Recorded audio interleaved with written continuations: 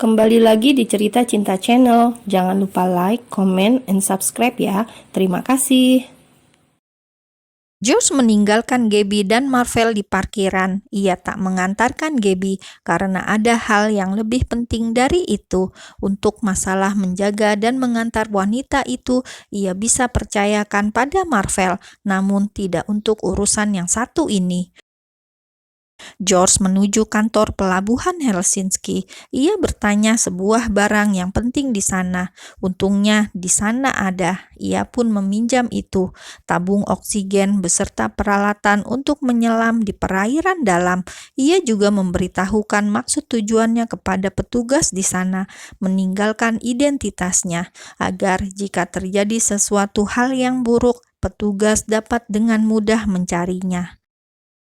George meminjam speedboat lagi. Ia menuju ke titik di mana ponsel Gabby terjatuh. Ia bisa yakin tempatnya sebab pelacak yang ia pasang di dalam pelindung ponsel Gabby masih terdeteksi. George sudah tak memakai jasnya lagi. Sedari tadi ia melepaskan kain yang tak membuatnya leluasa untuk berenang. Ia mulai memasang seluruh peralatan menyelam. Setelah siap, George menenggelamkan kembali tubuhnya ke air laut yang jika dilihat dari atas tak terlihat dasarnya. George berenang menuju dasar yang dalamnya 100 meter. Semakin ke dasar, hewan-hewan laut yang ia lihat pun mulai aneh. Biota laut itu mengeluarkan cahaya, biasanya disebut dengan bioluminescence. George tak terfokus pada hewan-hewan itu.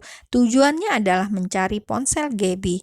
Ia berusaha menghindari hewan laut yang sekiranya membahayakannya. Matanya menajam mencari benda yang sepertinya sangat disayangi oleh Gabby. Beruntungnya ia memakai headlamp yang biasa digunakan untuk penyelam, sehingga dapat menerangi dasar laut di mana saat ini ia berada. George mengamati setiap karang di sana. Mungkin ponsel itu terjatuh dan terselip di karang itu. Matanya perlahan menyapu titik demi titik hingga ia melihat sebuah benda pipih berbentuk persegi panjang. Ia yakin jika itu adalah yang ia cari, sebab ada gantungan cincin yang menghiasi ponsel itu. George berenang ke arahnya, namun ia terhenti saat mengetahui bahwa lokasi ponsel itu berada di bawah kumpulan ubur-ubur laut yang memiliki racun. George menimbang-nimbang, mengatur strateginya agar tak tersengat dan terkena racun biota laut satu itu. Semakin ke dasar, George memilih berenang mendekat semakin ke dasar. Ia semakin dekat ke gerombolan ubur-ubur, semakin dekat pula dengan ponsel Gabby. Tangannya mulai terulur untuk mengambil benda yang ia cari itu. Hap, dapat. George mendapatkannya. Hatinya sangat senang. Entah mengapa yang ada di pikirannya adalah wajah Gabby yang bahagia jika melihat barang yang disayanginya itu. George tak ingin berlama-lama di dalam sana. Jujur saja tubuhnya lelah menyelam hingga ke dasar. Ia mulai berenang ke atas, namun tak sengaja ia tersengat ubur-ubur di kakinya.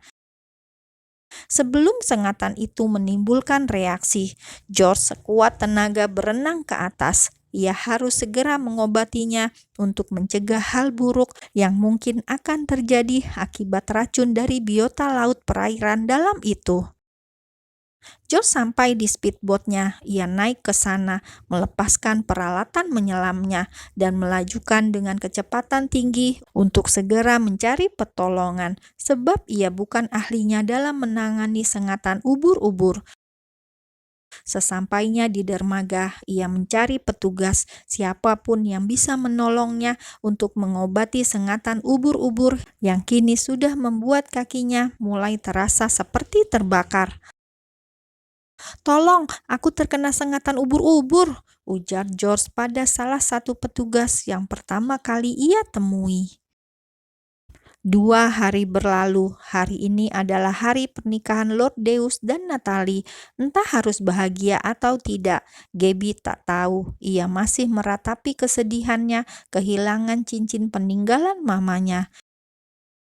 Gabby sudah mencoba ingin kembali ke laut untuk menyelam dan mencari ponselnya yang tenggelam ke dasar laut, namun tak bisa. Ia dijaga ketat oleh anak buah Marvel. Demi keselamatan Gabby, Marvel dengan terang-terangan memberikan penjagaan agar wanita itu tak berbuat nekat lagi. Meskipun Gabby tak suka pun, Marvel tak peduli. Marvel sudah memperingatkan pada anak buahnya agar bekerja dengan benar tanpa ada kesalahan sedikit pun. Sudah 2 hari ini, Gabby tak memiliki ponsel. Ia berencana ingin keluar untuk membeli benda canggih itu, sekaligus membeli hadiah untuk pernikahan papanya. Gabby menghembuskan nafasnya ketika ingatan tentang papanya yang terlihat bahagia bersama Natalie dan Diora saat di rumah sakit terlintas dalam benaknya. Masih sesak dadanya. Klek! Pintu apartemen Gabby terbuka. Wanita itu menyembul keluar dengan pakaian tomboy seperti biasa. Celana jeans berwarna hitam yang sangat ketat, kaos hitam yang kedodoran dibalut dengan kemeja hitam yang tak dikancing dengan lengan digulung hingga menjadi lengan 3/4. Sneakers hitam, rambut digulung dan ditutup dengan topi hitam, tak lupa kacamata hitam bertengger menutupi mata sembabnya. Tas hitam yang selalu menjadi andalannya pun sudah berada di balik punggungnya. Hari ini Gabby seolah tengah berkabung, hatinya tentunya yang semakin hari semakin tersakiti. "Anda mau kemana, Nona?" tanya pria berpakaian hitam dengan postur tubuh seperti tukang pukul, ditambah brewok yang begitu lebat menambah kesangaran orang itu. "Apa matamu buta? Kau tak lihat aku keluar? Ya jelas saja aku mau pergi," sentak Gabby yang kesal dengan pria itu. Orang yang selalu menggagalkannya untuk mencari ponselnya yang hilang. "Maaf Nona, saya hanya menjalankan tugas untuk menjaga Anda." Pria itu menghalangi jalan Gabby agar tak bisa lewat. "Menjaga kan, bukan mengurungku. Kau bisa ikut denganku jika mau," cetus Gabby dengan angkuh melipat kedua tangannya di dada. Dua pria yang berjaga di depan pintu Gabby itu pun mengikuti langkah kaki jenjang Gabby di belakangnya. "Nona, Tuan Marvel tak mengizinkan Anda mengendarai sepeda motor," cegah pria berbrewok lebat itu saat Gabby menghampiri sebuah motor gede yang terparkir di samping mobil maco berwarna hitam. Gabby memutar tubuhnya untuk menatap anak buah Marvel. Siapa yang ingin mengendarai sepeda motor? Tangannya memencet tombol kunci. Bip bip, mobil hitam yang gagah itu berbunyi. Tanpa dijelaskan pun mereka sudah tahu jika mobil itu yang ingin dikendarai. Gabby mengayunkan kakinya lagi, lalu masuk ke dalam mobil Hummer H1 berwarna hitam yang sangat gagah itu. Sayang sekali jika mobilnya tak pernah dipakai. Blam! Gabby membanting pintunya sangat kencang. Ia menurunkan kaca mobil di sebelahnya. "Kalian mau ikut atau tidak?" ia bertanya dengan anak buah Marvel yang masih diam menghalangi jalannya. Dua pria berpakaian serba hitam itu pun ikut naik ke dalam mobil. Keduanya duduk di bangku belakang atas perintah Gabby. Gabby memacu mobil yang tak pernah ia pakai itu, hanya memanasi mesinnya saja setiap hari agar tak rusak. "Nona, bisakah Anda memelankan lajunya atau biarkan saya yang menyetir?" ujar pria brewok itu.